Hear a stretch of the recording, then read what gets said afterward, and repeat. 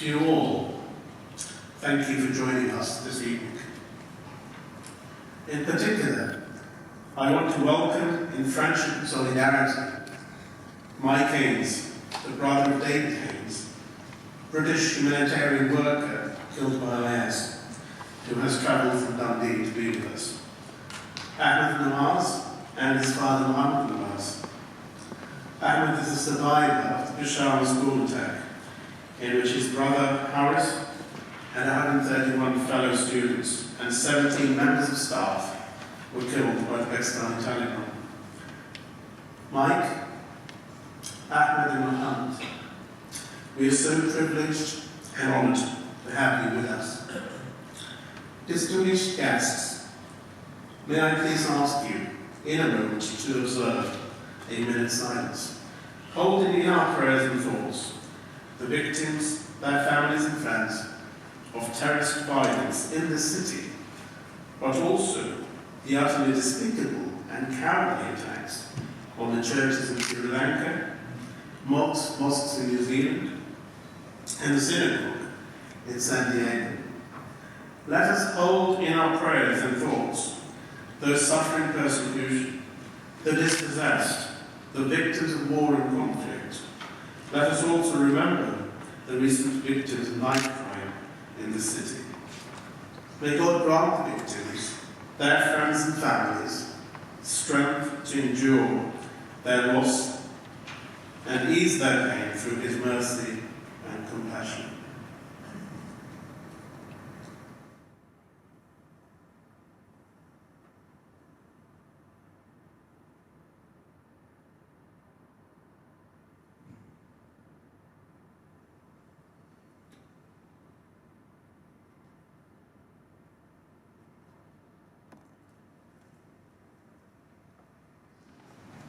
My first thanks, of course, go to the Cloth Workers Company, in particular their master for 2017-18, Carolyn Bolter, DL, who very kindly introduced me to this magnificent venue.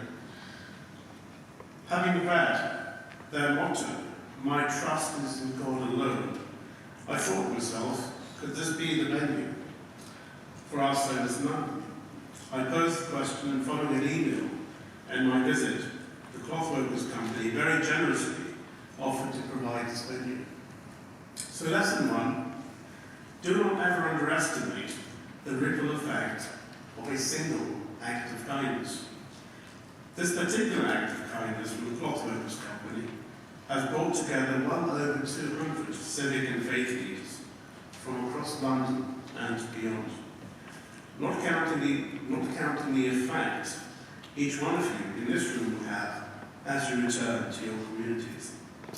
Second, I'd like to express my gratitude to Sayyid Mohsin Al-Hoy, Interfaith Director of Hoy Foundation, and Dr. Richard Sutcliffe, the Secretary for Interreligious Affairs to the Archbishop of Canterbury, for their commitment, energy, and drive. Mohsin and Richard, thank you for agreeing to become our partners for this service. In particular, Mohsin, thank you for reaching out to me and embracing the concept of United for Peace when you attended the United for Peace service at Dorney Lake in 2016. Third, my deep gratitude to my dear friend and huge support for this initiative, Ella Pico. Despite having a full-time job, Ella has taken care of all the logistics for today. I can assure you I would not be standing here if she wasn't helping me out today. The United for Peace initiative emerged in 2014 as a result of a number of factors. First, the utter barbarity and the wickedness of the group calling itself Islamic State or Daesh. To witness their atrocities committed against minorities in the Middle East and against fellow Muslims was heartbreaking. Our first response as a foundation, with our partners, international partners, was to publish an open letter to the leader, fighters and supporters of the so-called Islamic State. This open letter is freely downloadable from our website and is endorsed by 125 Sunni scholars from across the Islamic world. It point by point undermines the shared theology, a theology of separateness that all modern-day terrorist groups claim Islamic legitimacy follow.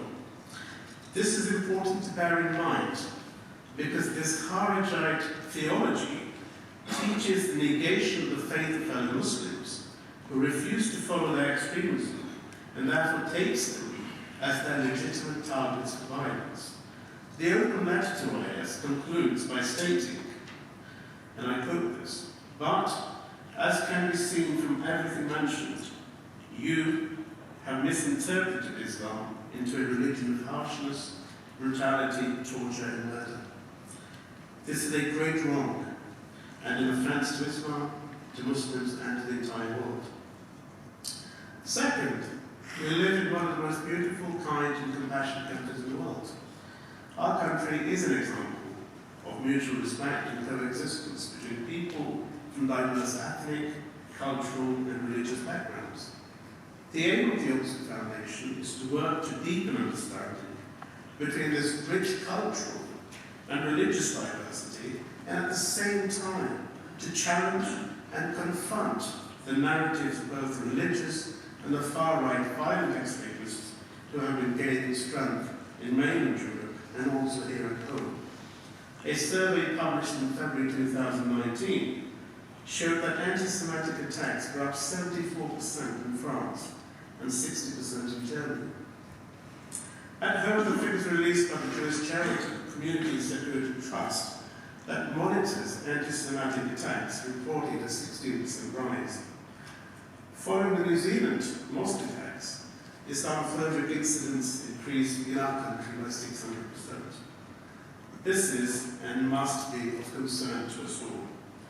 If we add to this the power that e-technology has unleashed, especially for how individuals and groups who in the past might have had aspirations, but not the means of delivery of narratives of hate, division, and violence, are now able to do so with considerable ease through social media platforms to our collective detriment and sometimes to deadly effect. What can we do in the face of those advocating hatred, sowing the seeds of distrust, and using violence, seeking to impose their will upon the vast majority of decent people? I believe that the most powerful message we can send to advocates of hate, who seek to harm community relations and sow discord, is through being absolutely united. United in the values of love, compassion, and respect for one another. This service demonstrates that these values we all share, values that endure, values that will always overcome the narratives of hatred and violence. The challenge for us, the challenge for all of us in this modern age, is to proliferate our narratives via social media platforms and thereby overwhelm those of hatred, division, and violence. So I hope you enjoy the rest of the service and will join us for the refreshments at the conclusion of the event. Thank you. One of the cruel ironies of the attacks on Easter Sunday in Sri Lanka is that for Christians, Easter Sunday is a day where we see revealed that violence and death will not have the last word. What is wonderful about United for Peace is that we see a gathering of all faiths and none determined to say violence and death will not have the last word. So I'm privileged to have worked in some small way just with Monawar and Mercy just to establish this evening's sentiments. In a moment I'm going to say a prayer. It's a Christian prayer. It comes from the Church of England's Common Worship. It collects a prayer that we would say at certain times of the year. In the spirit of this evening, we're united for peace, but we bring all that is distinct and rich about our specific traditions. So when I say Amen, and that's a tradition in a number of our faiths to agree what is prayed, You do not need to agree with everything in the prayer. So there will be sentiments in the prayer that people of different faiths will not share. That's okay. Part of the spirit of this evening is that we come together peacefully in our difference. Our differences matter. There are richness to each other. So let that be the spirit of the prayer and the worship we witness and share together this evening. Some of it we can agree and join in. Some of it we listen and affirm respectfully. Let us pray. Let us pray to God, the only giver of peace to the church and to the world. Make your church an instrument of peace, teaching by word and example the way of reconciliation. Bless those who are working in areas of conflict to bring people together in the name of Christ. Bring peace to all the places of strife and violence. Fill the hearts of those in authority with the true love of peace and the desire to work for harmony with those who seem to be their enemies. Bless the organisations that seek peace between the nations. Give us peace in our homes, with our neighbours, and in our places of work. Inspire us with the love for others which may spread through them to heal the wider problems of the world. Have mercy on the victims of war and terrorism, the wounded, the refugees, those who have lost everything they had.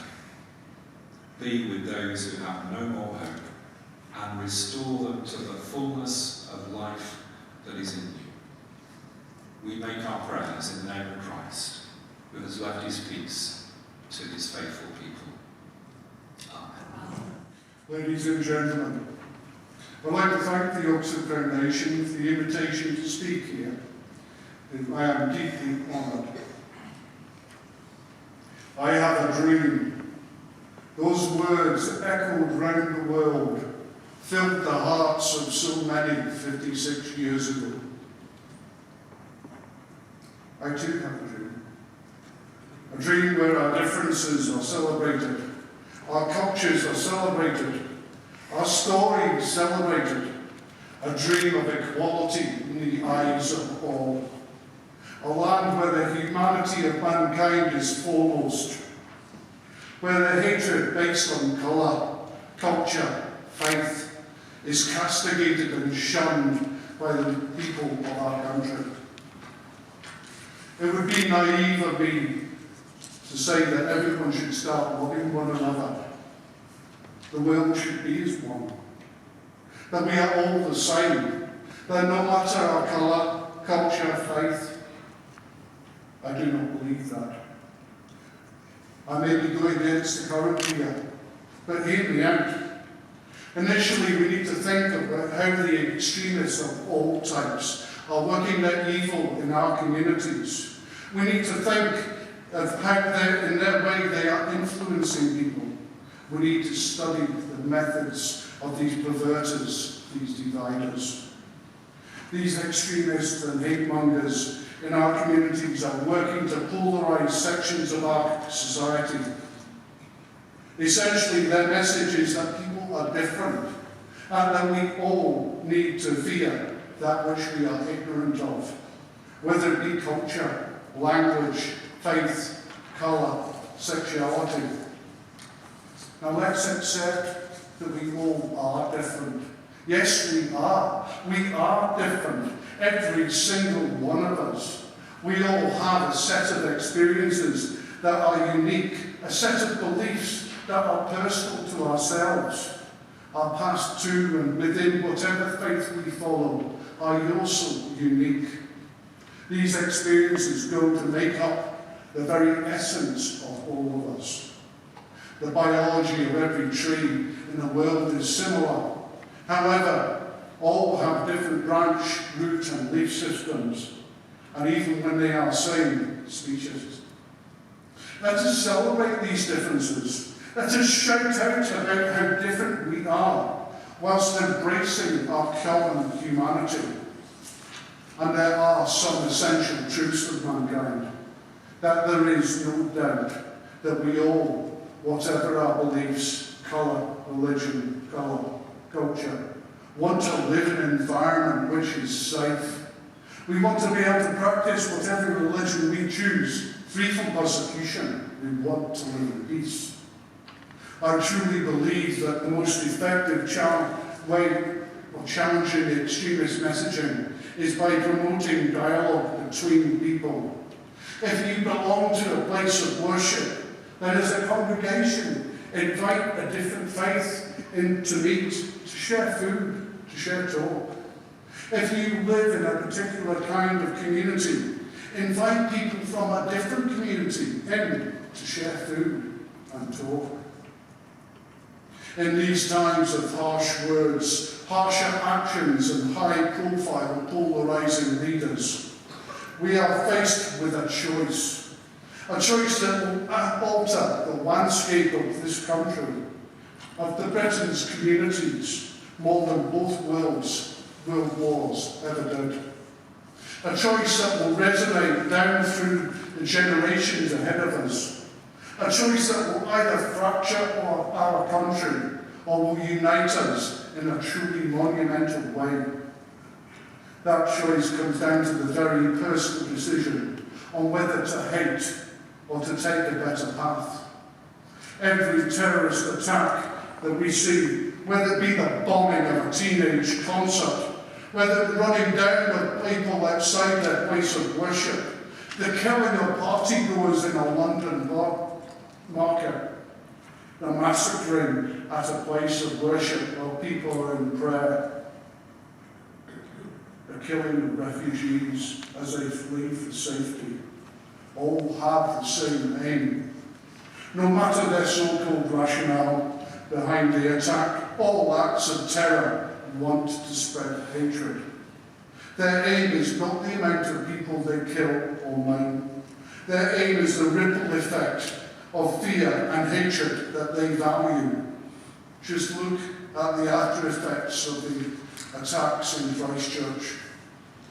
It's so important that we do not react the way the extremists, the terrorists want us to do. Do not get me wrong. I'm not asking you to turn the cheek and accept what has happened. I'm asking you to fight. Yes, fight. Fight not with words, not with fists, not with weapons, but fight with your heart and fight with your humanity. Walk away from your abuser, the extremist, the terror attack, and act in a way that makes a positive contribution to our society. It is in this way that we can face the challenges of the dividers and the hate-mongers and defeat them. Through my campaign, Global Acts of Unity, I have spoken with nearly 90,000 people in total, some half of them students, in dozens and dozens of venues across the land. In every presentation I give, I see people who are not motivated to make changes. Our youth are truly amazing. The determination I see from them to make a difference, to challenge hatred, to be honest, is humbling. Our youth are showing us the way. To finish, I say now is the time that we show that we accept our differences, our cultures, our faiths, our sexuality, our skin colour. A time when we stand up and say we are proud of our heritages, that it is our differences that make us strong, that no matter what colour, faith, culture, we are all British. And us Scots, us Irish, us Welsh, us English, us Brits, we reject your hate. You will not divide us.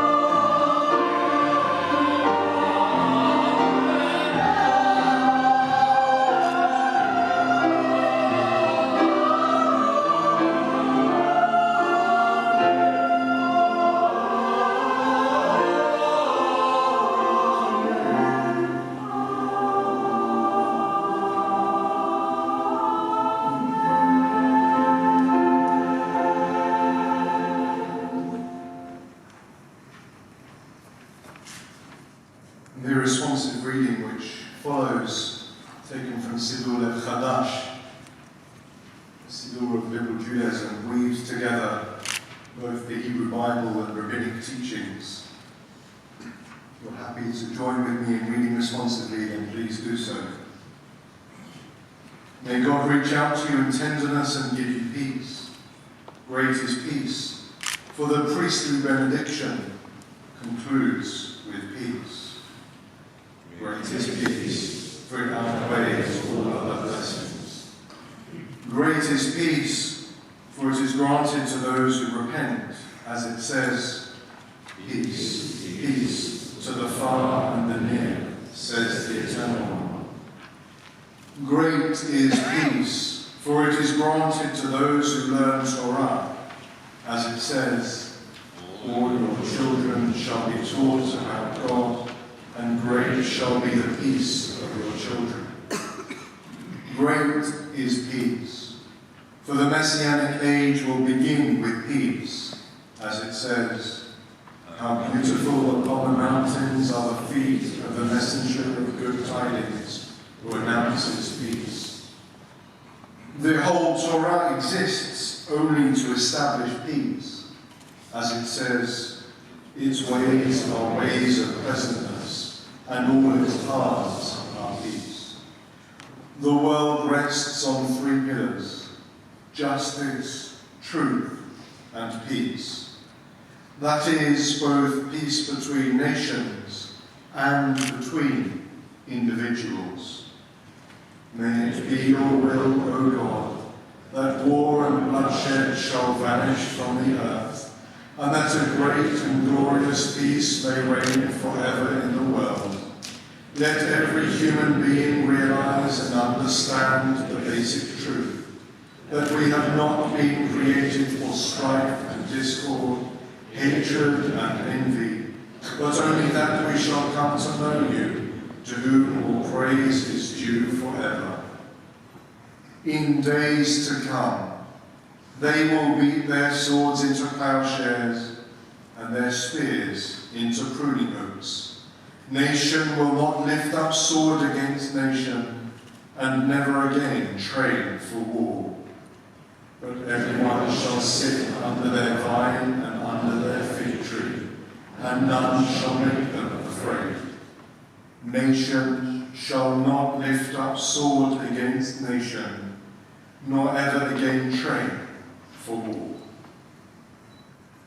When we sing together, we breathe together. And it is said that when we sing together and when we breathe together, our hearts beat as one.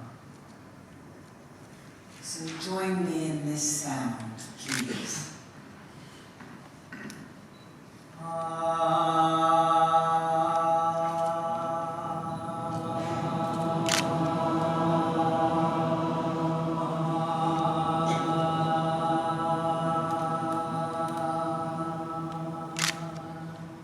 And see if you can follow me in this.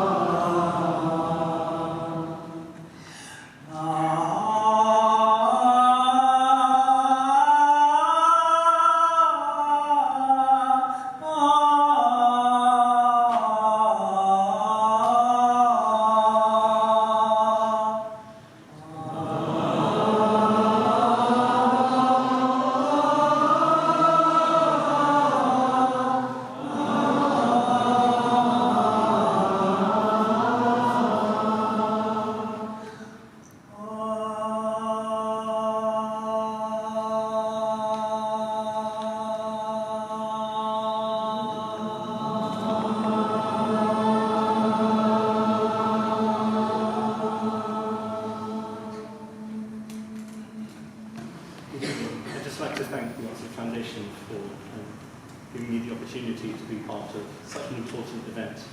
And I hope you enjoy the reflections of written and back that I'd like to share with you.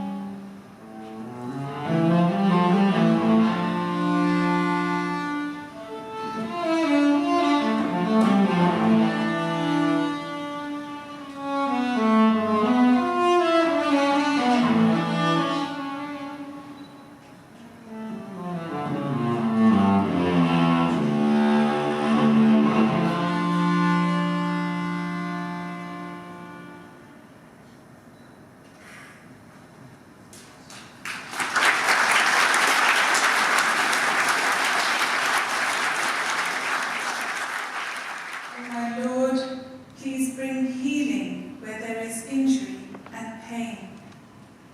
O my Lord, please bring reconciliation where there is division, hatred, and enmity between your creation in different parts of the world.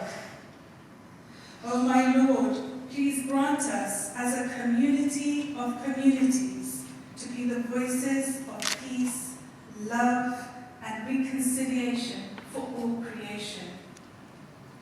O my Lord, strengthen those who are working for peace, reconciliation, and healing wherever they may be in the world.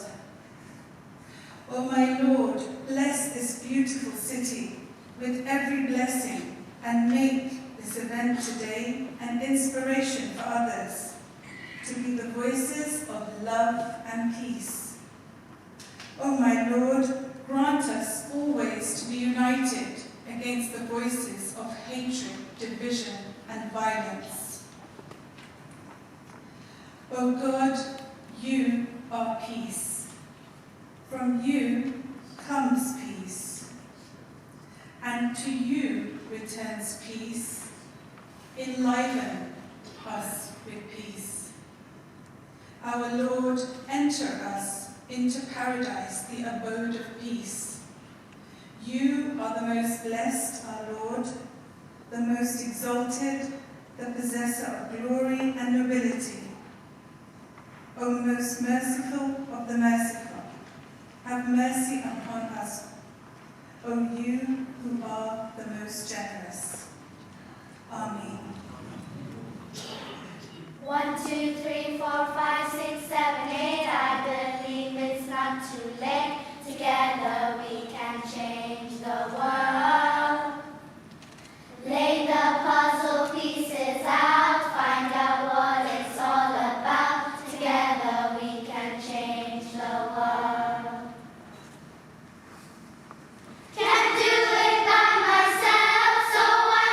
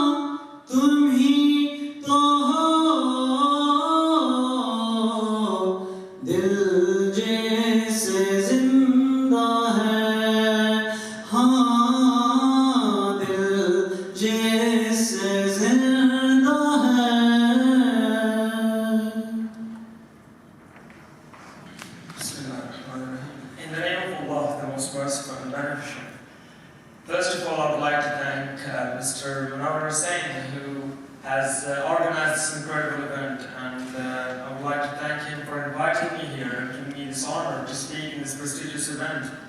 First of all, I would like to also appreciate some of the inspirational speeches that came before us. For example, my King's speech, very inspired. Also, there are some speeches that are yet to come, and I'm looking forward to them. Now, you might be thinking, what is an 18 years old standing in front of us here doing today? What can this 18 years old possibly talk about? Well, this 18 years old is a victim of terrorism.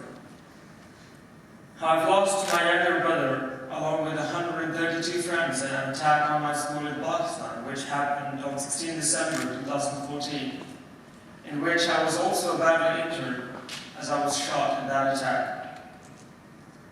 First of all, let me just take you back to that day briefly and tell you about that day a little bit. the day of 16 December, and an unforgettable day of my life.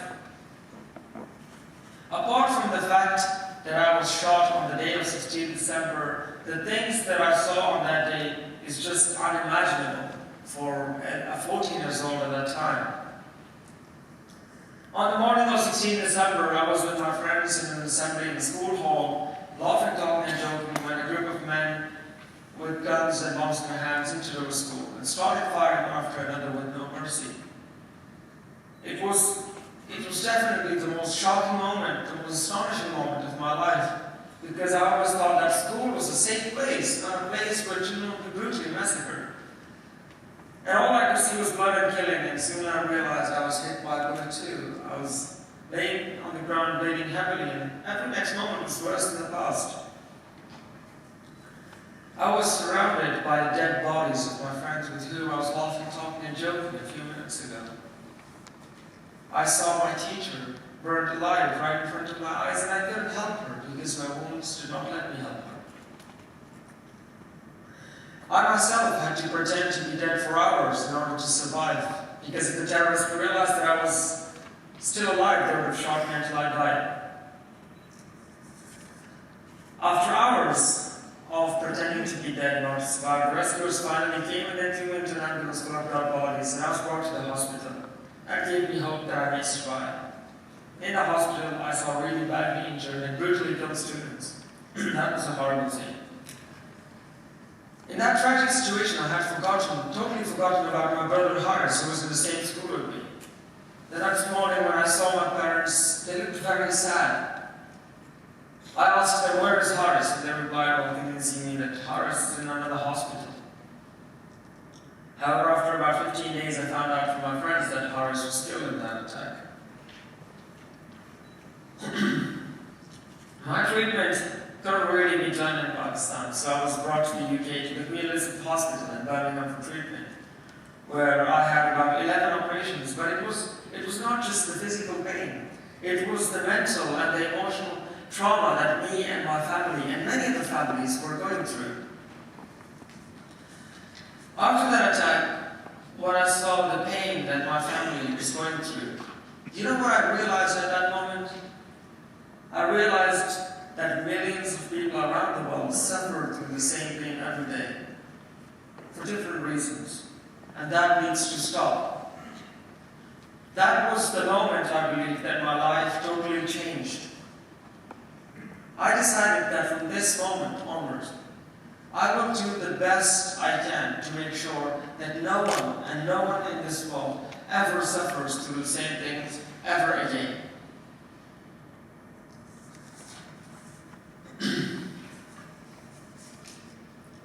The terrorists targeted our school, and I think there is a reason behind it. The terrorists targeted our school because they fear us.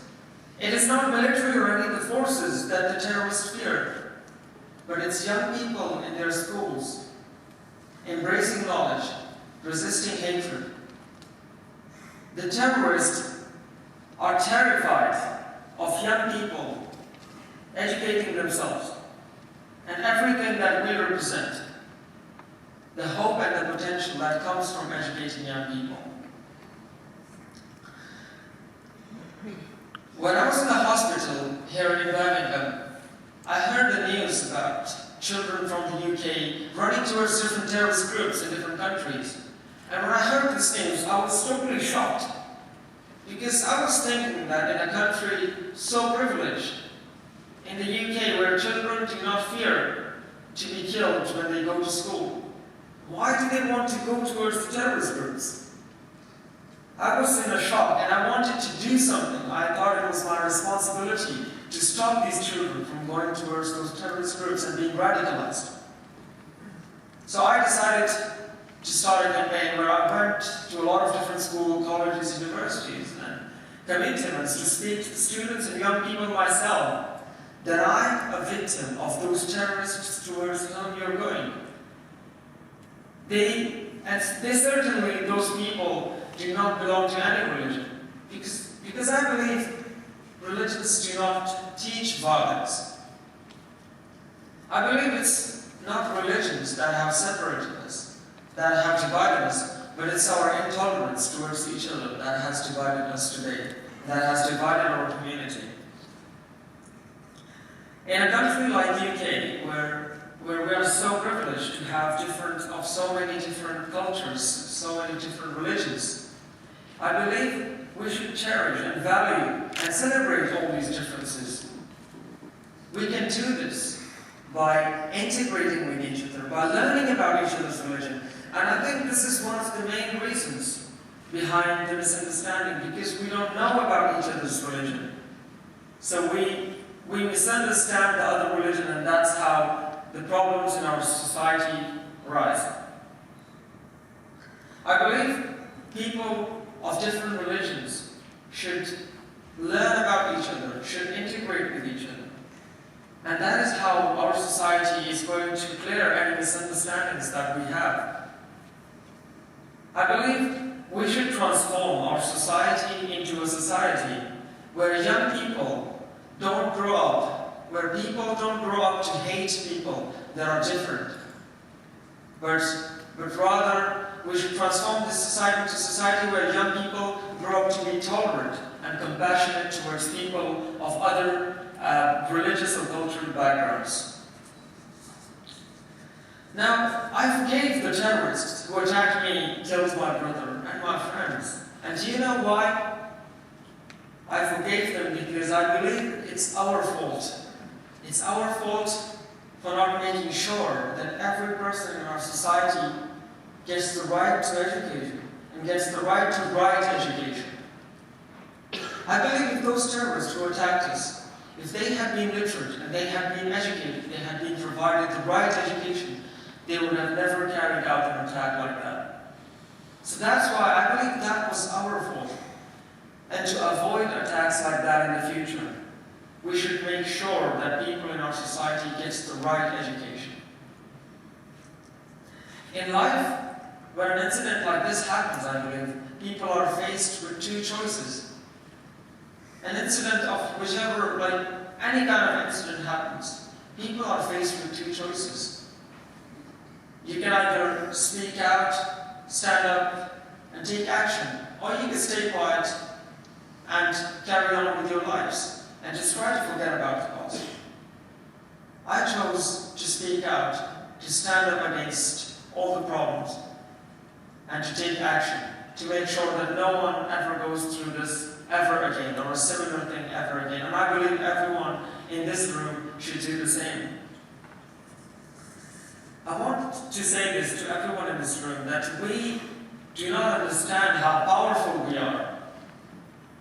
We live in such a privileged country right now. Everyone here, you're really privileged. Your voice in this country really matters. The things that people here speak out about makes a difference in many other parts of the world. So I believe we should use this opportunity and this privilege that we have to speak out for the people that cannot speak out for themselves. People in our communities, people in our society that cannot speak out for themselves. We should speak out about any problems that we have in our societies, because I believe that is how we're going to solve all these problems. And we should speak out about anything, because we can make a difference. The world today, we know that is facing many problems. There are conflicts between religions, there are conflicts between nations. And I think we still have this extremist ideology in our societies. There are problems like gender inequality still existing in this modern society. And there are still people, even in the UK, that are deprived of the basic human rights. So I believe we should all take action. We should all take action and stand up in our societies to tackle all those problems. Because if we, in a more privileged country, don't do it, no one ever will. If we don't speak out for the people in other less privileged societies, or even in our society, people that cannot speak out for themselves, no one ever will speak out for them if we don't. And they will continue to suffer.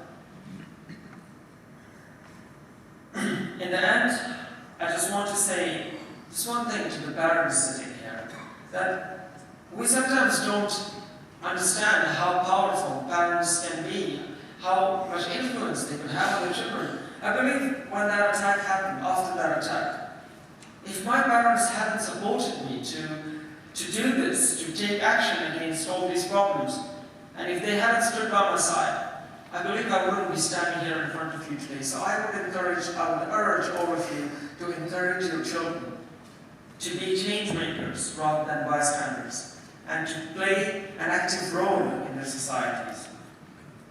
So let's pledge that we will all do the best we can to make our society and other societies a peaceful and a better place for everyone to live in. Thank you very much.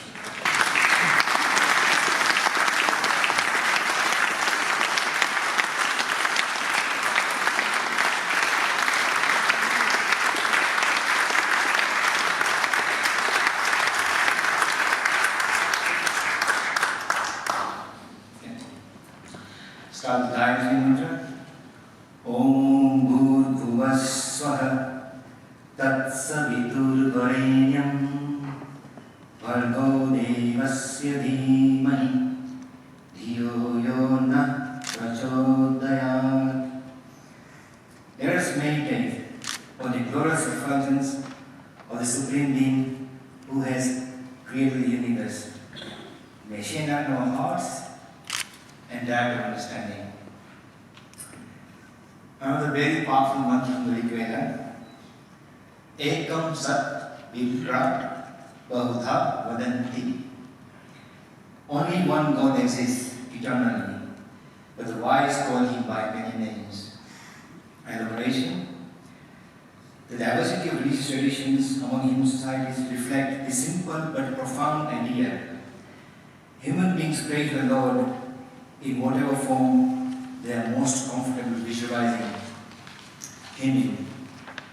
Hence, toleration for people with faith other than your own is an essential part of being human. Okay, two more peace prayers.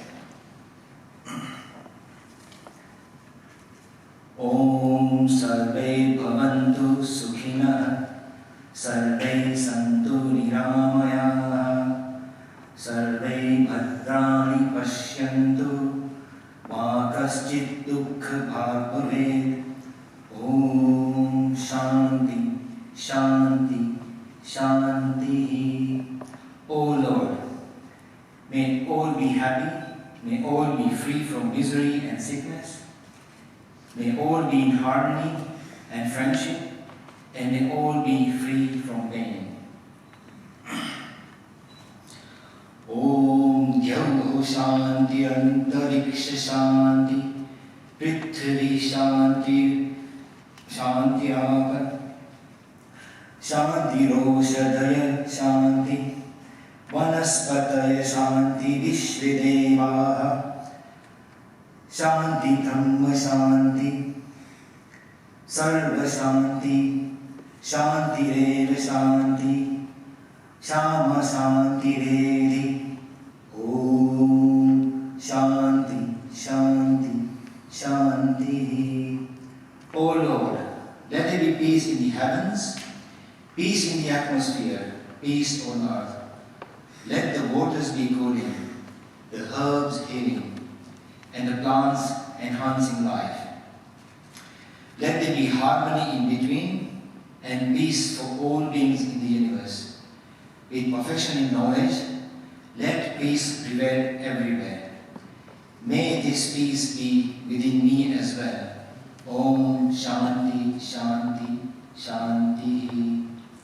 Jasvarancha Hatrimcha Vaiditham Ainamane Sarvashvashvastim Akshtishnashtim Laitishadaitim Advaitishtalavaitim Ashuddhavakshim Toktimashim Ashudhusim Vishavaneshim Bhavavaisamasti Ushasti Ushamai Yarashai Vaisai Yashem. My colleague, Mr. Martin, will be explaining you the meaning of Augustine prayer, which I repeated.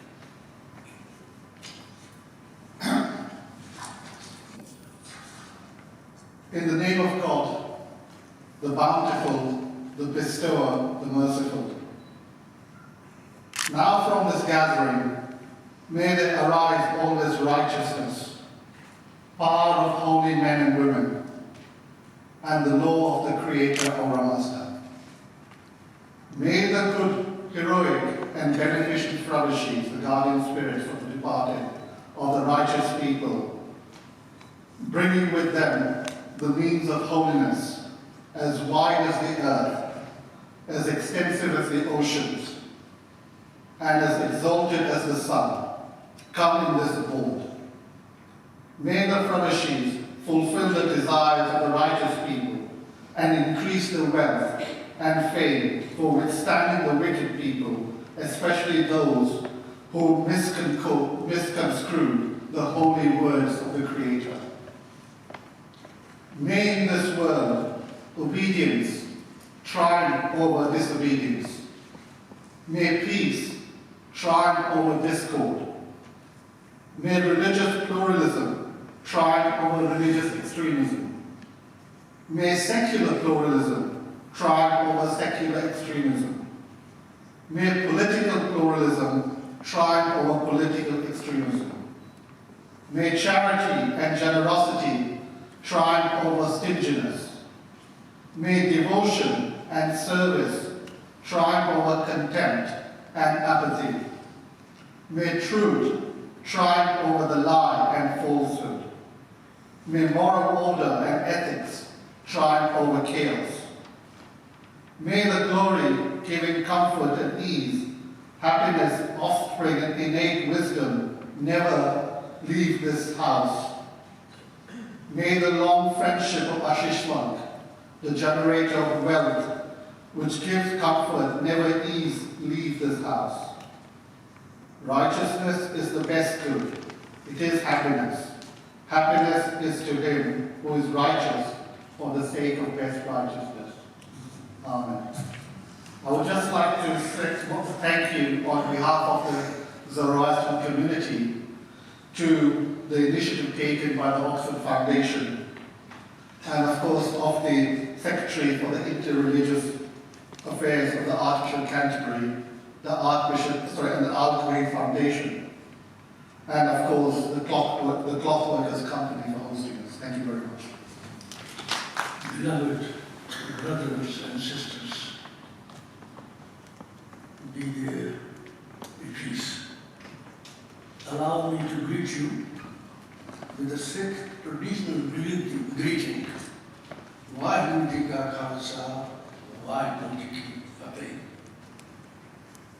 The quest for peace from time immemorial is a continuing endeavor for humans. We yearn for peace within ourselves, within our families, communities and societies. We seek peace locally, nationally, internationally and globally. We all strive for peace and harmony in our homes. However, inner peace is a precursor to external peace. If we do not have peace within us, we will not generate peace. Please allow us to share with you a brief prayer from our scriptural teachings, which my young colleagues will sing for us. It draws a lamentable scenario of our troubled, suffering world. The elaboration is, the whole world is suffering, engulfed in the many destructive forces. We plead to you, God, through your mercy, please protect and save us. No matter which door or sanctuary or place of worship we come from, take us into the fold and refuge Pray, shelter, and protect us. Prayer to the Lord for seeking peace, I believe, will assist us in peace building. Peace is the most precious divine gift. Virtue-led education from conception, i.e. from mother's womb to our demise, is a necessity for establishing peace. Seeking peace necessitates stopping killings.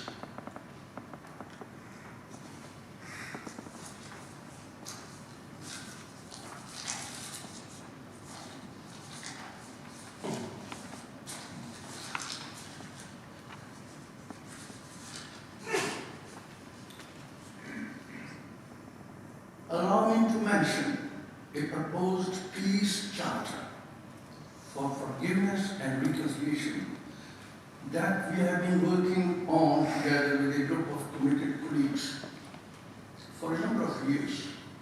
It aims to raise awareness that to have peace and sustainable development, we need to forgive and reconcile. This must take place globally in all spheres of human relationships, within families, communities, and the wider society. Let us now hear the hymn being sung.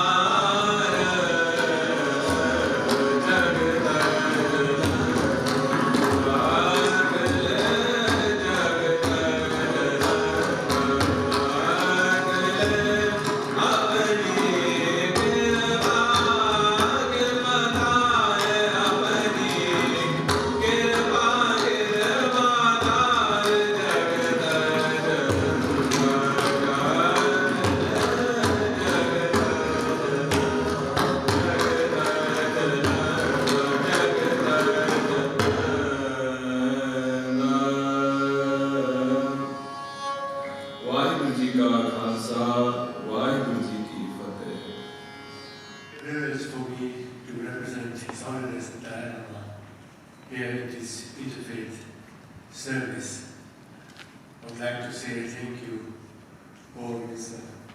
Monawar for inviting us. Before I do the prayer, I would like to do a small dedication. It's better. Thank you,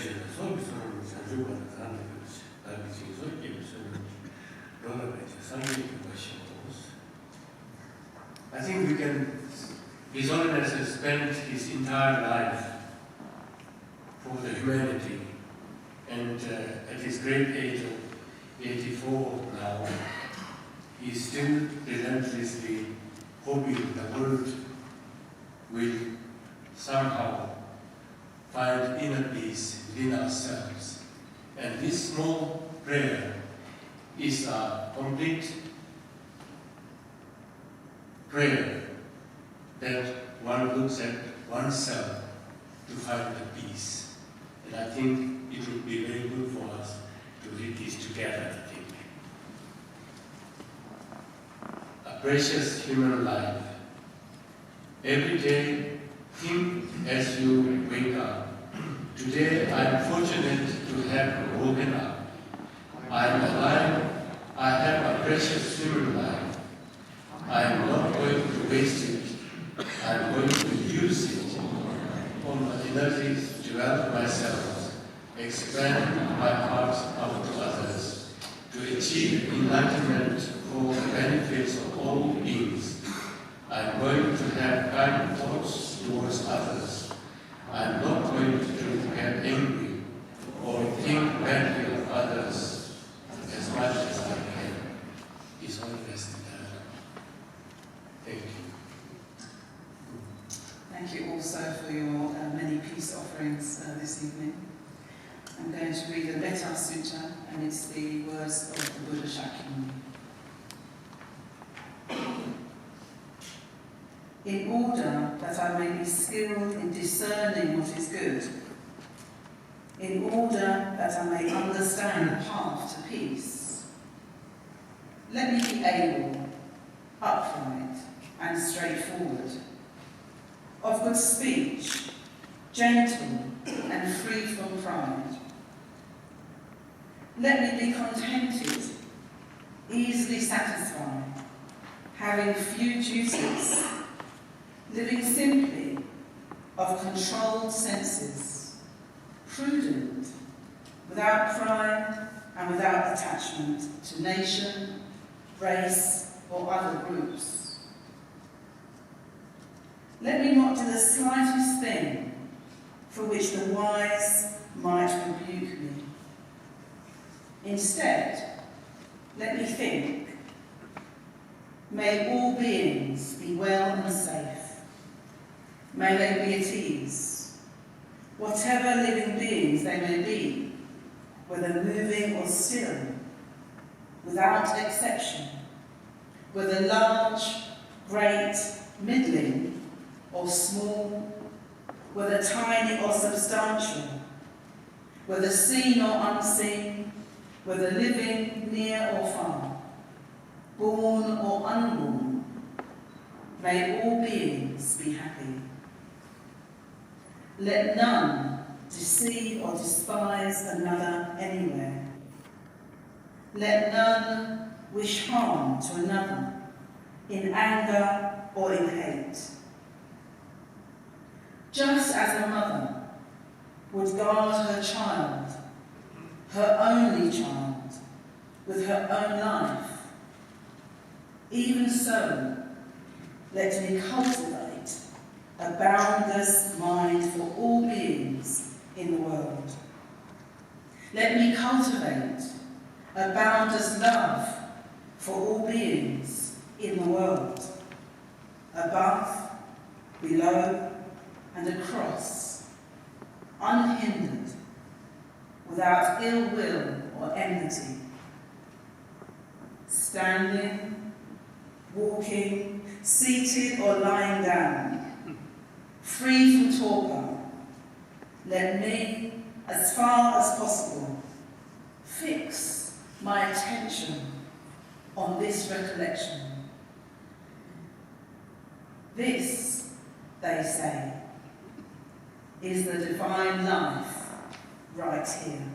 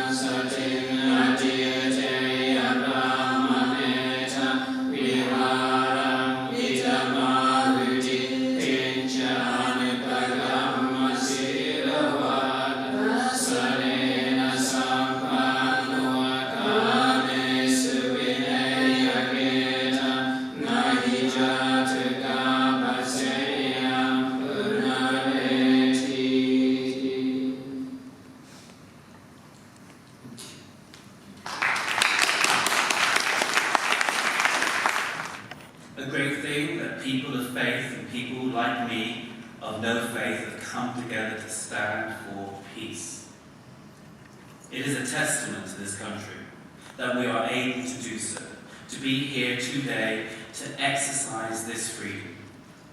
It couldn't happen everywhere. It doesn't happen everywhere. It is an expression in itself of the secular values that underpin our society. As a humanist, as a human being, I'm grateful for those values. We are a successful society, a successful multi-ethnic, multi-faith, multi-belief democracy, where every individual is valued, regardless of faith, belief, skin colour, ethnicity, language, age, gender, and sexuality. Of course, society is always a work in progress. Our values need protecting and promoting, hence today. We must always be on the lookout for people who want to peddle bigotry, hatred, and violence, whether religious or political, and call it out. Name it and shame it, and every instance of it. We must never turn a blind eye, never walk on by, never pretend that we didn't hear something when we did. Silence in the presence of bigotry is an act of collusion. It lets hatred fester and grow. The extremist, the hater, the bigot wants to create outgroups, to say that this group should not be entitled to the rights that their own group enjoy. But that's not how rights work. Rights apply to everyone. They are universal. We have no outsiders.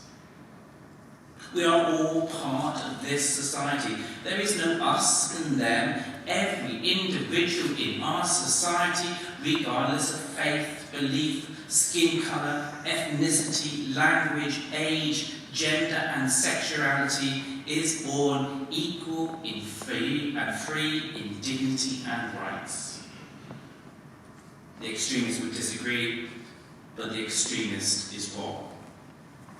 Today we stand united for peace. Tomorrow we'll be back in our communities.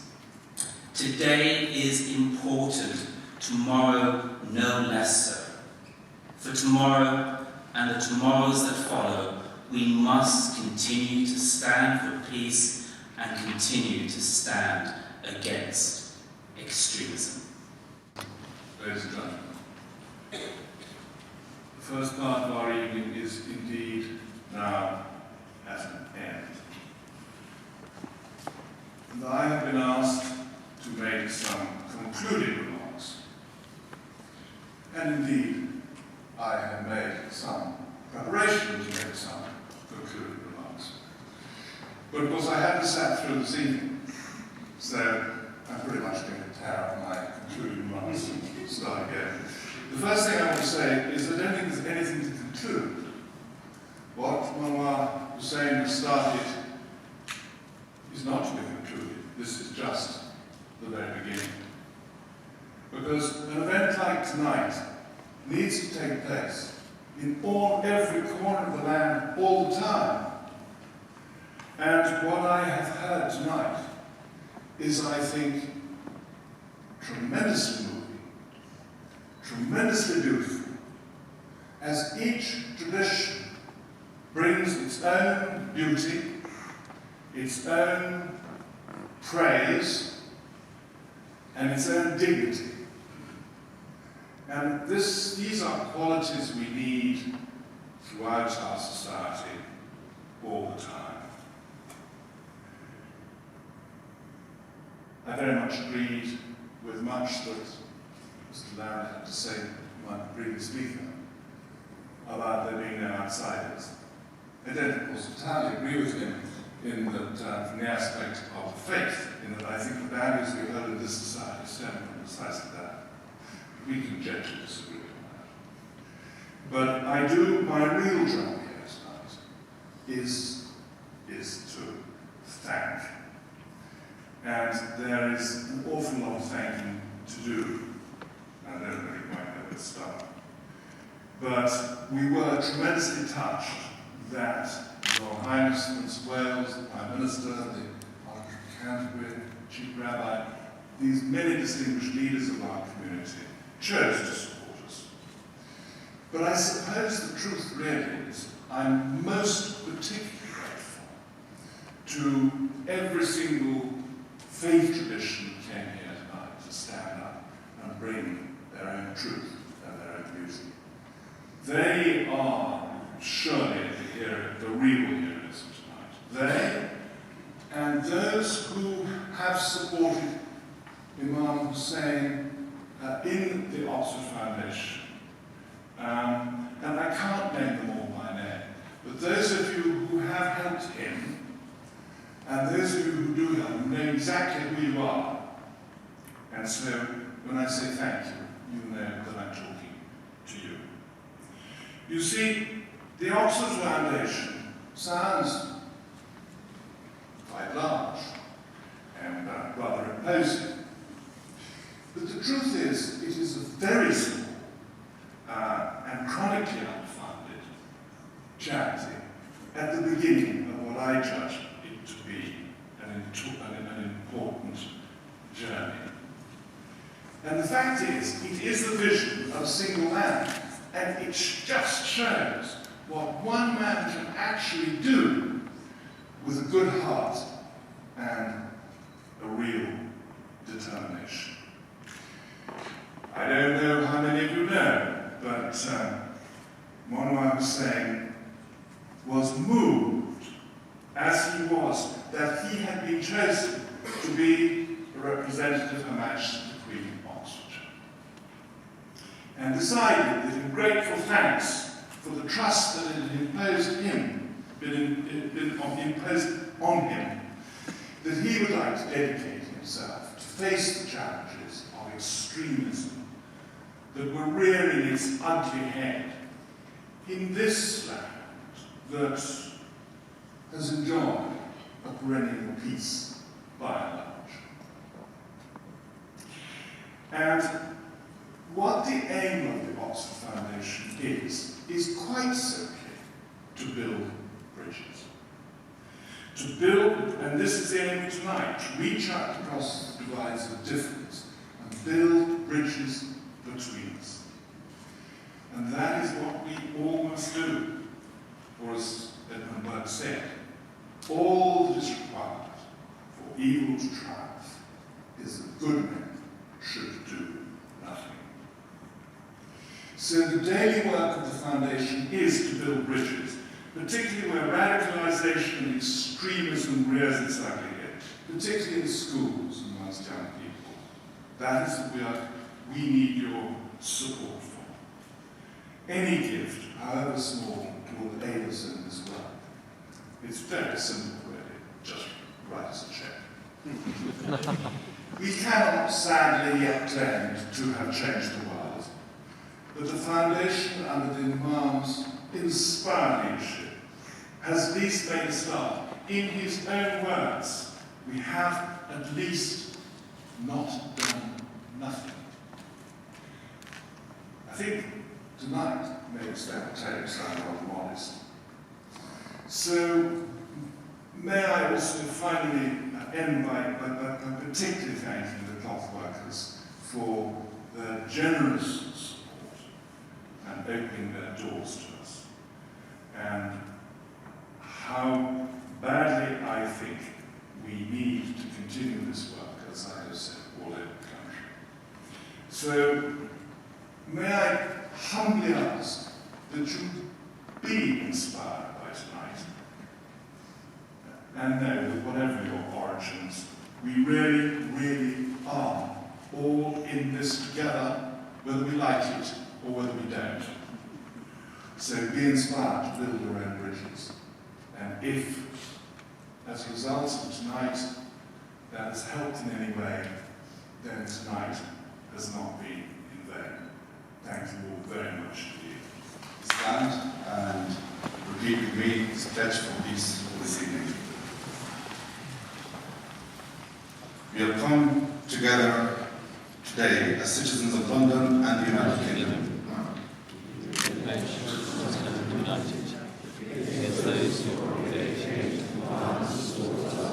We pledge to stand united against those who propagate hate and violence towards others.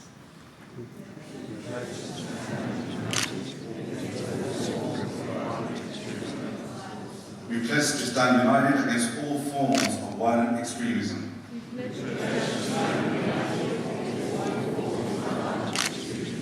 We pledge to live by the values that are inherent within our traditions.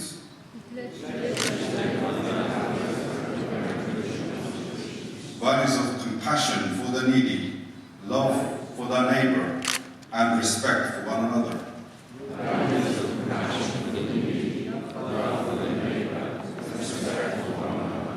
We pledge to do all that we can to promote understanding, respect, respect, and mutual love for all. Amen. Thank you very much. That concludes this service. I'm grateful now if you make your way to the food hall for refreshments, and also please make an effort to introduce yourself to somebody who you've not spoken to or you do not know. Thank you very much. Thank you.